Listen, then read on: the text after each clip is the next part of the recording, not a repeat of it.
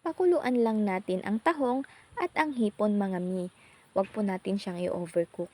Kapag okay na siya, ay pwede na siyang hanguin at itapon ang tubig nito.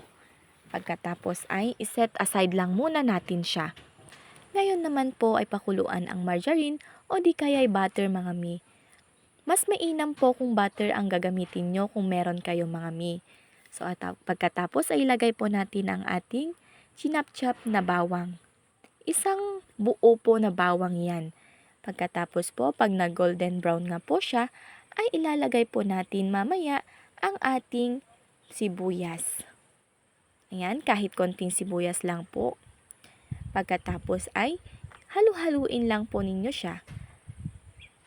Kapag naluto na din po ang sibuyas, ay lagyan na natin siya ng Mountain Dew. Isang bottle ng Mountain Dew. Pwede rin po kayong gumamit ng Sprite. Dahil naubusan po ang tindahan, Mountain Dew na lang po ang pinalit ko. So ayan, hanggang sa kumulo po siya. Pagkatapos ay lagyan na din po natin siya ng banana ketchup. Kalahating cup lang po ang inilagay ko na banana ketchup. Depende po sa inyo kung gusto nyong dagdagan, kung anong mas prefer nyo po. Ayan mga mi. Lagyan lang po nyo siya. Ayan. Lagyan na natin siya ng asin. Isunod natin ang magic sarap para sumarap. Optional lang po yan mga mi.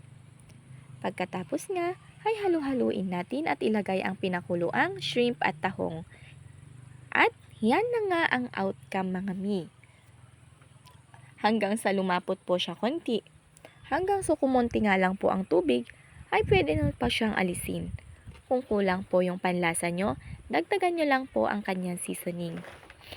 Yan lamang po. Maraming salamat. Bye!